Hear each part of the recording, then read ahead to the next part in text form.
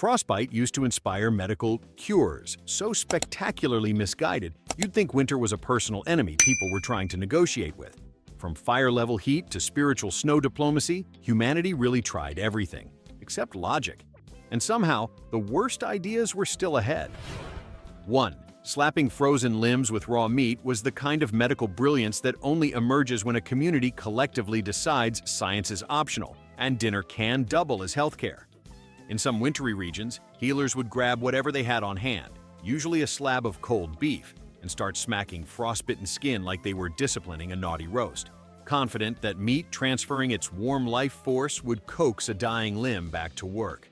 The patient, sitting there trying to decide whether to feel hopeful or deeply insulted, would endure this surreal culinary assault while the healer assured everyone the redness meant healing, not the obvious fact that slapping someone with a steak simply turns their skin red. Nothing about this helped circulation, restored tissue, or dignified anyone involved. But apparently the theatrics were soothing enough that entire villages kept using pantry items as medical devices, proving that winter didn't just freeze people, it froze judgment first. 2. Pouring scalding animal fat over frostbitten skin was the sort of idea that could only come from people who looked at a frozen limb and thought, what if we deep-fried it back to normal? Medieval folk healers genuinely recommended drizzling hot tallow directly onto damaged tissue because the logic was simple by medieval standards. Heat fixes cold, therefore maximum heat fixes maximum cold, and no one needed to consult logic after that. The result was a patient who started the day with frostbite and ended it smelling like a half-cooked turkey leg, all while healers proudly announced their method prevented evil winter spirits from nesting in the skin. Yes, the cure for frostbite was apparently a light human sauté. The burns were chalked up as proof the treatment was working, which is convenient if you never intend to admit your idea was catastrophic. It's a miracle anyone survived winter at all. 3. Forcing frostbitten people to warm their hands inside the freshly slaughtered belly of a livestock animal was treated as cutting-edge medicine because nothing says healing environment like sticking your fingers into a formerly living furnace. The belief was that animal heat was somehow purer and more reliable than human heat, as though the average cow possessed mystical thermal wisdom unavailable to doctors. The patient stood there, elbow deep in a still steaming carcass, trying not to faint from the smell while proud healers declared that nature itself was hugging the frostbite away. Never mind that bacteria were throwing a party, and the whole experience felt like starring in the weirdest deleted scene from a Viking horror film. If the limb didn't improve, which was predictable, the blame fell on the patient, who supposedly lacked spiritual harmony with the sacrificed creature. Imagine losing a toe and being told the cow just didn't like you. 4. Burning scented herbs over frostbitten skin while chanting was marketed as a perfectly respectable cure, as if frostbite were just an offended deity who needed aromatherapy to calm down. Healers would hold bundles of smoldering herbs near the injured limb, letting sparks drift dangerously close, confident that winter spirits hated rosemary and would flee when confronted with the medieval equivalent of a potpourri fire hazard. Patients had to sit perfectly still while smoke filled their eyes and soot decorated their arms like ancient charcoal tattoos, all while the healer explained that heat wasn't the point. The smoke tells the cold to leave. The only thing the smoke achieved was ruining visibility and giving everyone a mild cough, but nothing interrupts a tradition faster than admitting it doesn't work. If the patient got worse, the healer claimed the frostbite was stubborn, not the treatment. Even winter spirits probably rolled their eyes. 5. Scraping frostbitten skin with fish bones was championed as a winter cure by people who apparently believed exfoliation could defeat both nature and death. Coastal communities would take the sharpest bones they could find and scrape the frozen area until the blood remembers its job, which sounds motivational, until you recall they were using seafood debris as surgical equipment. The patient sat there, silently questioning every life choice that led to this moment, while a healer performed what was essentially a low-budget grater session on human skin. The rationale was that fish know cold better than humans, so their bones held some kind of icy wisdom, as if salmon were secretly Nobel-level physiologists. In reality, all this scraping accomplished was creating additional open wounds ready to welcome infection. But as long as the skin turned pink, the healer declared victory. Look, color returned. Yes, because you sanded the limb like a cutting board. 6. Dunking frostbitten limbs repeatedly into icy water was the type of cure invented by someone who looked at a frozen hand and thought, let's freeze it harder until it gives up and cooperates, and somehow convinced entire communities this was therapeutic. The theory claimed that shocking the limb with colder temperatures would reset the circulation, much like a medieval hard reboot of the human body. Victims sat there, shivering violently while their already damaged fingers were plunged into water cold enough to guilt-trip penguins, and onlookers nodded as if this made perfect sense. The healer insisted that numbness meant improvement, not the obvious fact that nerves were abandoning ship. When swelling inevitably worsened, practitioners blamed the patient for removing the limb from the water too early, which is impressive considering they were being actively tortured.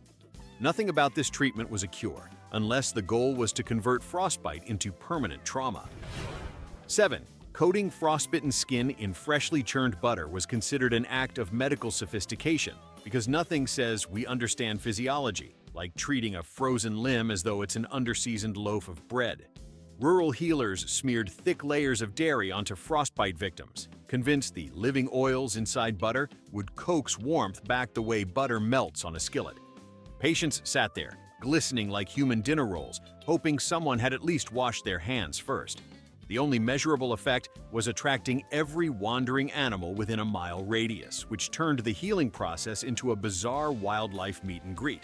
Meanwhile, the healer proudly insisted the butter was drawing the cold out, even though the cold was clearly still in charge. The moment infection arrived, and it always did, the culprit was never the butter but bad winter luck, as though luck were responsible for medical malpractice flavored with dairy. 8. Having a frostbite victim sit directly beside an open fire while rotating like a human spit roast was considered the height of winter medicine, mostly because no one involved seemed overly concerned with the concept of moderation. Healers insisted that exposing frozen limbs to intense heat would wake them up, as if fingers were just lazy employees sleeping on the job. Patients were instructed to inch closer and closer to the flames until someone could smell either wool or skin cooking, at which point the healer triumphantly declared that the cold was retreating. In reality, the cold wasn't retreating. Burns were advancing. But somehow this ritual persisted, likely because the healer could always claim the limb would have fallen off without the fire, which is the medical equivalent of saying, you didn't fail, failure failed you. Watching people toast themselves like reluctant campfire snacks must have been quite the winter spectacle. 9. Hammering frostbitten limbs to break the ice inside them was a cure, supported by the kind of people who observed human anatomy and decided metaphor was more reliable than biology. Certain communities believed that frostbite literally filled the fingers with little chunks of ice, so gently, emphasis on gently, tapping the limb with a mallet would shatter the imaginary ice without harming the very real bone beneath. Unsurprisingly, healers were not known for their gentle touch. Patients ended up with bruises, swelling, and occasionally the kind of fractures you get when someone uses your hand like a drum they don't know how to play. The best part is that if the limb throbbed afterward, the healer claimed it meant circulation was returning, not that they'd just whacked a frozen person with a hammer. Medieval medicine didn't need scientific models. It just needed confidence and sturdy tools. 10. Buried up to the shoulders in warm animal manure, frostbite victims were told to let nature's furnace work, as if sitting in a steaming pile of barnyard evidence were the spa treatment winter had been withholding. The idea was that decomposing matter generated heat. Technically true, and therefore the optimal solution was to transform the patient into a reluctant garden ornament. The victim sat motionless, surrounded by an aroma that discouraged every form of dignity, while bystanders reassured them that horses had been generous contributors to the healing process. Practitioners insisted this method was superior to fire because the heat was gentle and earthly, ignoring the obvious hygienic nightmare unfolding before them. If the patient's skin improved, they credited the manure. If it worsened, they blamed impatience or improper manure alignment. It's impressive how many winter cures involve deciding a human being belonged somewhere other than indoors. 11. Rubbing frostbitten skin with snow, yes, the very substance that caused the problem, was somehow promoted as a cure by people who clearly believed conflict resolution applied to temperature. You solved the enemy by introducing more enemy. Healers insisted the friction created by rubbing snow on a frozen limb would restore circulation, as though circulation were a shy woodland creature coaxed out by gentle abrasion. In truth, the limb simply went from frozen to deeply insulted. and the patient became a walking paradox, someone injured by winter being aggressively reintroduced to winter. When redness appeared, practitioners cheered, mistaking irritation for recovery, while ignoring the part where snow crystals are tiny knives. If the patient later lost sensation or a chunk of skin, the healer blamed bad crystals, not the fact that they just recommended exfoliating frostbite with nature's coldest sandpaper. 12. Wearing iron bracelets heated in boiling water was believed to channel warmth into frostbitten hands, because apparently the best way to treat delicate tissue was to clamp a mini branding ring around it and hope for enlightenment. Practitioners would dunk heavy metal bands into a pot, yank them out still sizzling, and fasten them onto the victim's wrist, while insisting the heat was traveling through the blood like a loyal messenger. All the blood actually received was a formal announcement of pain. The patient endured this blacksmith-themed torture while people observed with the solemnity of a graduation ceremony, nodding as steam rose from the skin. If blisters formed, healers said the frostbite was being drawn out, which is an elegant way of dodging accountability. It's remarkable how often old medical theories treated the human body like cookware. 13. Forcing patients to drink large quantities of burning hot alcohol as a frostbite cure was popular among people who believed healing comes from internal suffering and highly flammable liquids. The prescription was simple: swallow enough scalding liquor to feel a rush of warmth. Then pretend that warmth had anything to do with your limbs and not your esophagus registering its objections.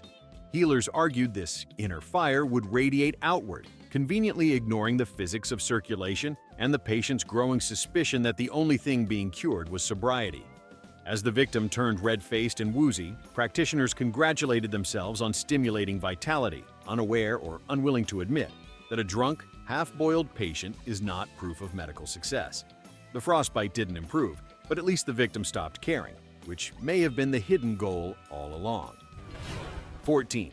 Wrapping frostbitten limbs in layers of wool soaked in vinegar was considered a sophisticated technique, likely because anything involving fabric and a pungent liquid looked scientific enough to impress the unfreezable. Healers believed vinegar possessed the power to cut the cold the same way it cuts through grime on a countertop, revealing that cleanliness and cure were dangerously interchangeable concepts in earlier centuries.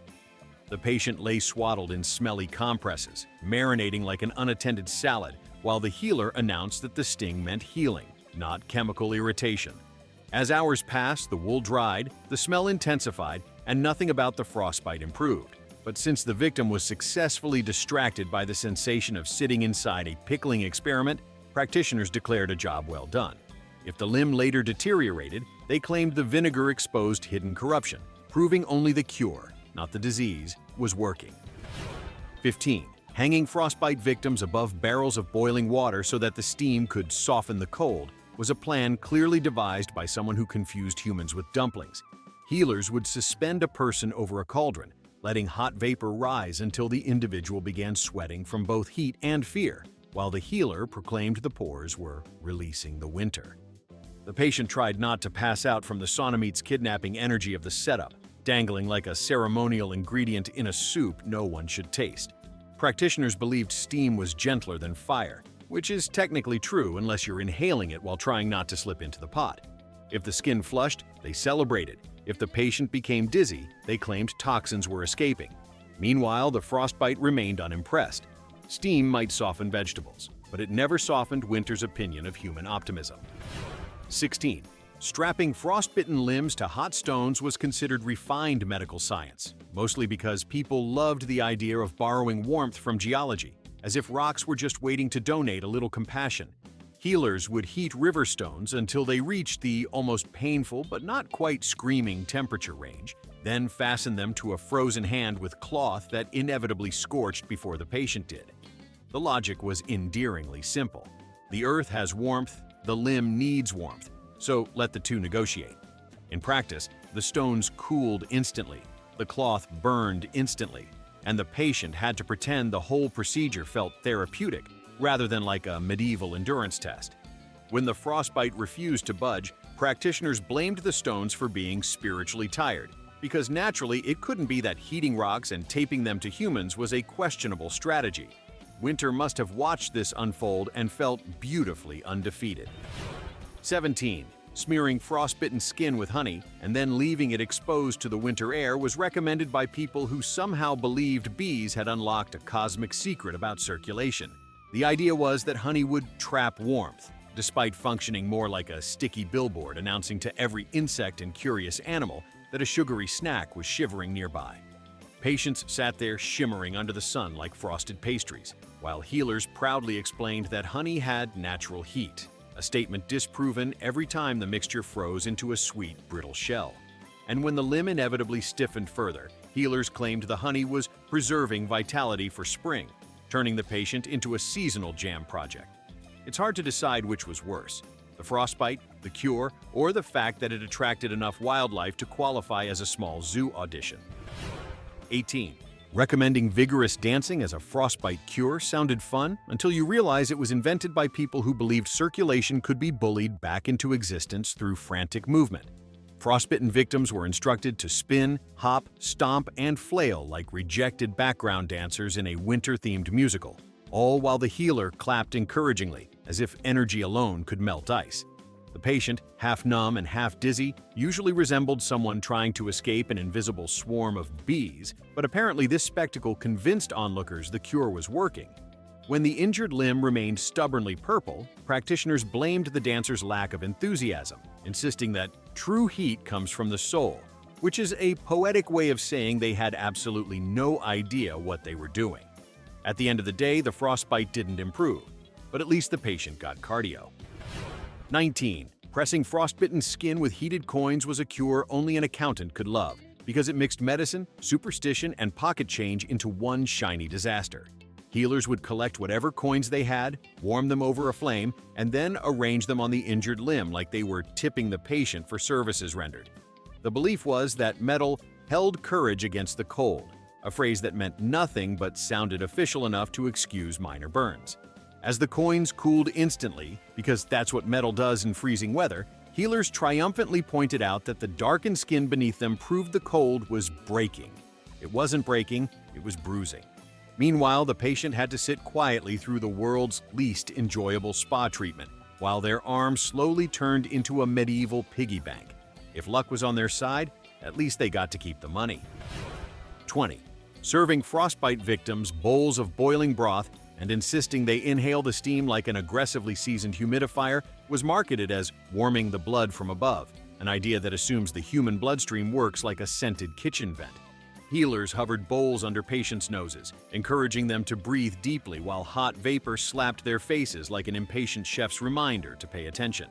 The broth rarely stayed in the bowl, meaning the victim often wore half of it, giving them the aroma of a mobile soup counter. Practitioners promised that warmth would drift downward into the limbs, a poetic notion unsupported by both science and common sense. Meanwhile, the frostbite sat stubbornly untouched, unimpressed by the culinary aromatherapy, but the healer still declared victory because the patient's nose felt warmer. Apparently, if any part of you improved, the treatment was considered a triumph.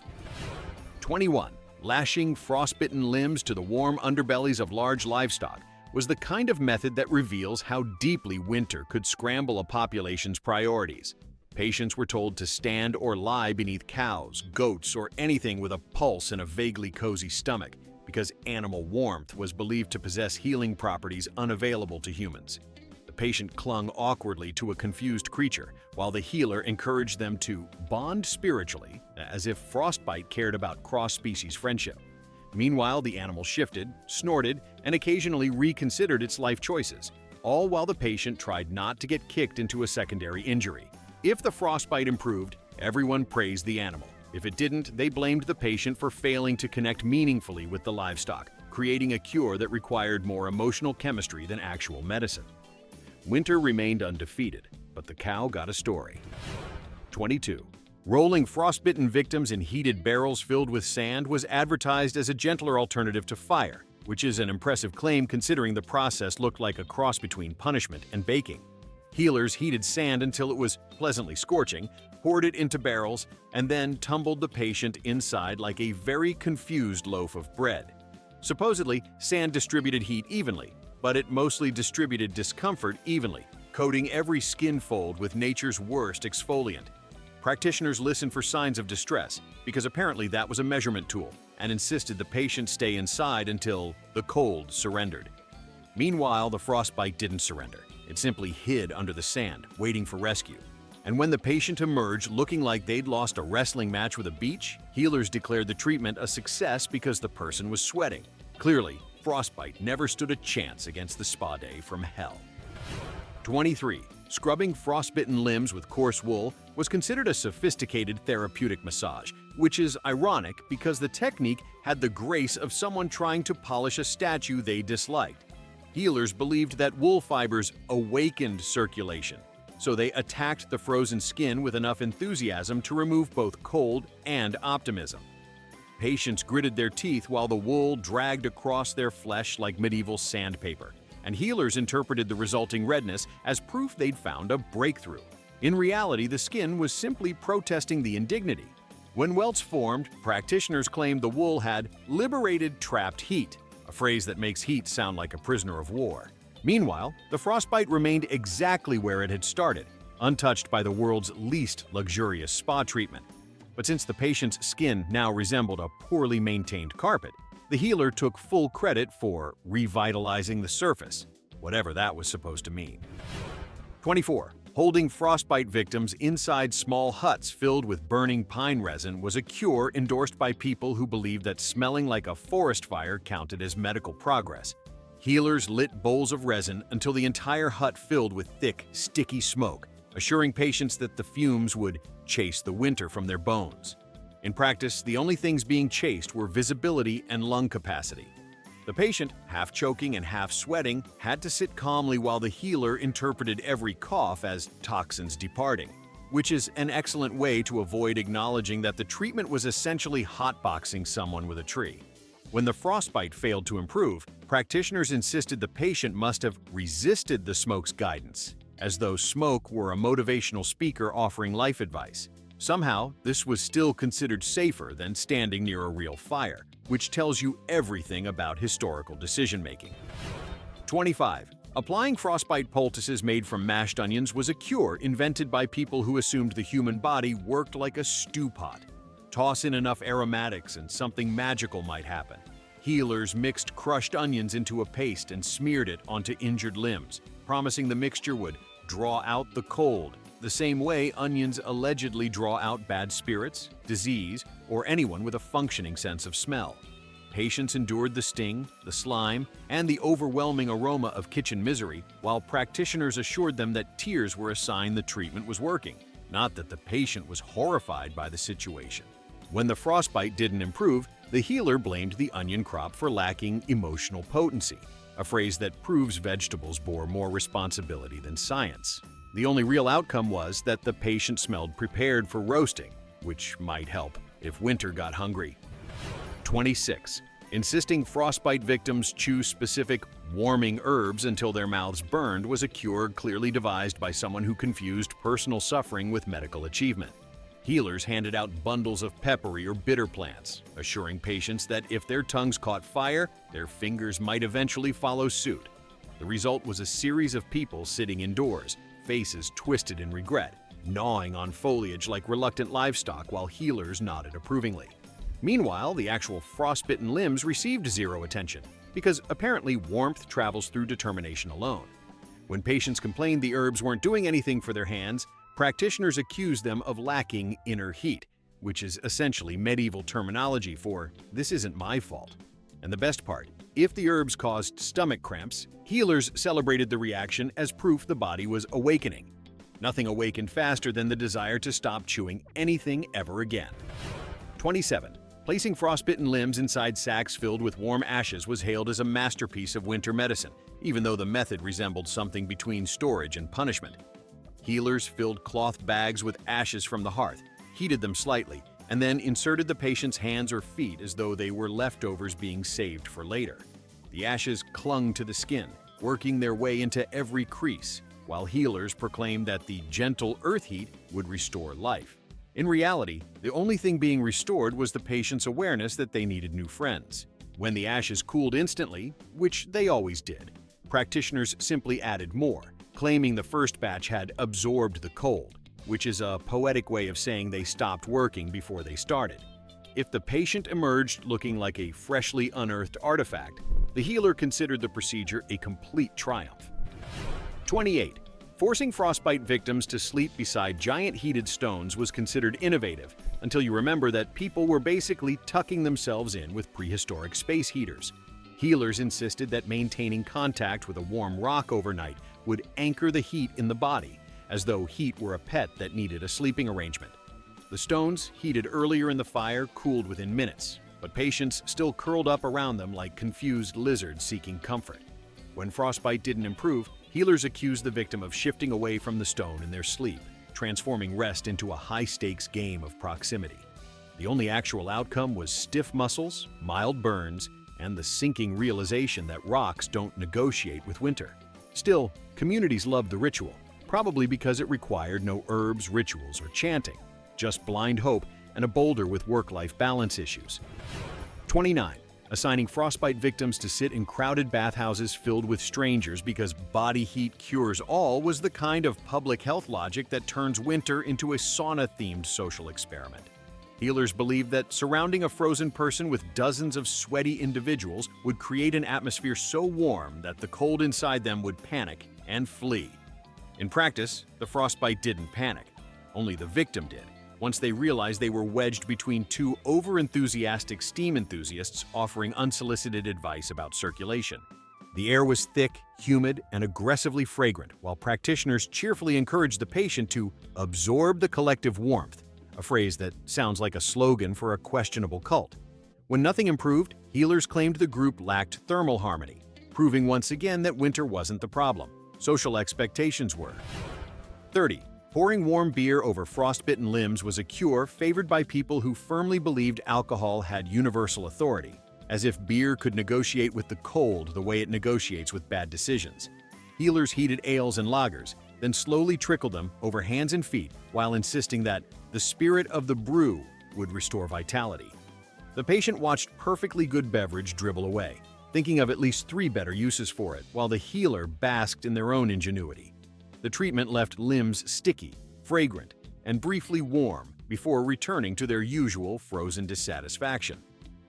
When frostbite inevitably persisted, practitioners blamed the brew for lacking strength of character, which is an impressive personality critique for something that came out of a barrel. If beer had feelings, it would absolutely refuse to participate. 31. Digging a shallow pit, heating stones, layering herbs, and then placing frostbite victims inside the ground like extremely confused seedlings was celebrated as a blend of earth magic and thermal therapy. Healers claimed that combining warm soil, smoke, and insulation would rebirth the limb by reconnecting it to the earth's natural fire. The patient lay there stewing in a mix of heat, humidity, and existential doubt, while onlookers treated the entire ordeal like a ceremonial replanting. The stones cooled quickly, the herbs wilted, and the soil clung to the patient like a second, far less fashionable skin, but practitioners insisted the ritual was spiritually necessary. When the frostbite stayed exactly the same, they blamed the earth for being unresponsive today, proving that even the ground got blamed before anyone questioned the cure. Apparently, nothing says healing like temporary burial. Winter clearly broke humanity long before frostbite did, so pick the dumbest cure in the comments and tell me how you'd improve it, assuming unsubscribe from nature isn't your answer.